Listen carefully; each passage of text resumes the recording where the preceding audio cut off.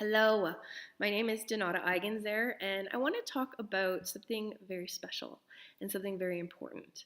I work with intuitive children.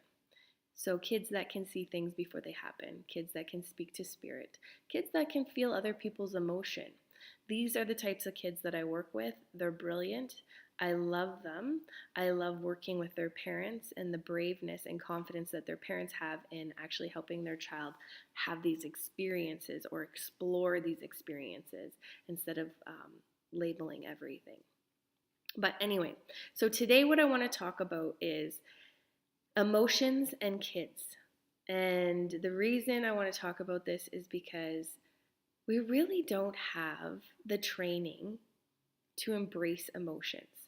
And what I mean by that is when we are kids, when we cry, our mom picks us up, or when we're angry, we're told to go to our room, or, nobody actually sits down and says, you know what, this is great that you're feeling this. I know that it might feel uncomfortable right now, but there's a message coming from what you're feeling.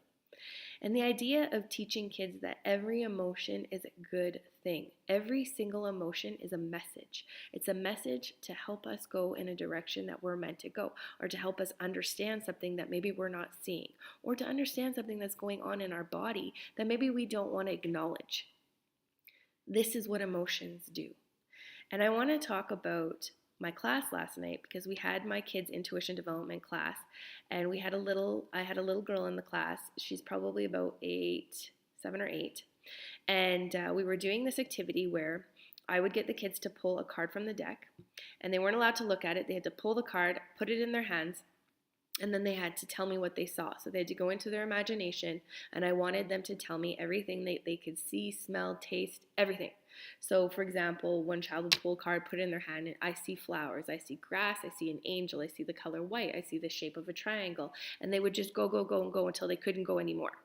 And then they would flip it over, and then they would give themselves a message. So no matter what the card looked like or what the writing was on the card, I didn't even let them read it. I just said, don't focus on the words. Just when you look at that card, what do you feel like it's trying to tell you? And there was some really beautiful messages that came out. But as we were going around, I could feel the child at the end, the 7-year-old, I could feel her anxiety raising. And I heard her whimper. And I didn't look over at her right away. I knew she was sitting beside her mom, so I knew she was safe. She felt safe because she was beside her mom. And I kept going, and then I saw her moving. I saw her starting to move. So I looked over at her, and I said, "You are doing a really awesome job. I love how that you are moving your body to help you with your tears and the feelings that you're feeling in your body. And if you want to stand up and move your hips and move your head and move your shoulders, you can do that too. But you're doing a really awesome job." And then I went back and I started working with the next student. When I got up to her and it was her turn, her tears had stopped. She was still rocking. And I said to her, "Would you like to pull a card?" She said no. And I said, "I'm really proud that you were able to listen to yourself and that you're giving yourself exactly what you need." And I went back and I kept teaching. This is how we embrace emotion. This is how we let kids know that they're in control. They are in control of their emotions, and that their emotions are not a scary thing. She was able to feel that anxiety. She moved herself naturally. And then she was able to say to me, "I don't want to pull a card. That's too much." And how did she know that? Because she let that move through her. She knew she didn't want to do it. And I honored that. And we need to honor that as parents. If a child's feeling an emotion, if we could say to that child, "I see that you're angry," or "I see that you're sitting there with your arms crossed. How are you feeling?" Don't even assume what they're feeling. I mean, we do that too, right? "Oh, you're angry." Well, sometimes as a mom or a dad, we can pick up on that because they're our child, of course. But what if we actually just let them figure out what emotion they're feeling? What if we said, explain their body. "Oh, I see that you're sitting there, your arms are crossed. What's going on?" "I'm really frustrated, Mom." "Ah, how do you know that?" "Well, I'm angry, I'm frustrated." And, "Oh, where do you feel that in your body? Like, is it in your stomach? Like, how do you know?" what's in my belly? My belly's tight, and I'm, you know, let the child experience the emotion or tell you what emotion they're feeling, and then let them explore where they're feeling it in their body. This is beautiful. But you know what the next step is? The next step is to look at the child and say, what do you how do you want to address that? How do you want to work with that emotion? What is your body telling you need to do? My body's telling me I need to stand up and scream. Okay, let's do that. My body's telling me I need to bend over. It's so tight in my back, Mom. I just need to. Okay. My body's telling me, Mom, that if I could just take a deep breath in right now, I'd feel better. You know what? I don't know what your child's going to say, but give them the opportunity to explore that. Give them the opportunity to say what they need. We so quickly tell our kids the emotion they're feeling.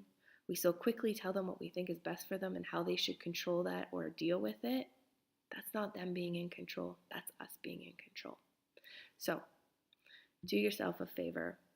Teach your kids at a young age what an emotion is and how beautiful they are, what emotions do, and how they can always have control over what they're feeling, and to honor their body and move their body or do whatever they need to do to satisfy that emotion. And they will find the message that comes from it. And if we can do this at a young age, they probably won't be having to take those self-help courses when they're in their 30s. So, next time your child's feeling upset or any emotion, look at them and explain their body to them. Oh, I noticed this. And then say, what's going on? And let them tell you what feeling they're having or what emotion they're having. And then ask them what they would like to do to address the needs. And if they say, I don't know, ask them what their body needs. Ask them how their body feels, where they feel that emotion in their body, what they could do to give that feeling in their body movement or whatever. But give them the opportunity to explore and know what to do with that. That's my tip for today. Full of a lot more. If you want your kids to come to my classes, they're on Monday nights, every other Thursday night is my kids' intuition class. You can check on the link and come hang out with other kids that are amazing. And I also do one-on-one work too. And also if you have teenagers, I can work one-on-one with the teenagers as well. Let me know. I'm here for you guys. Take care.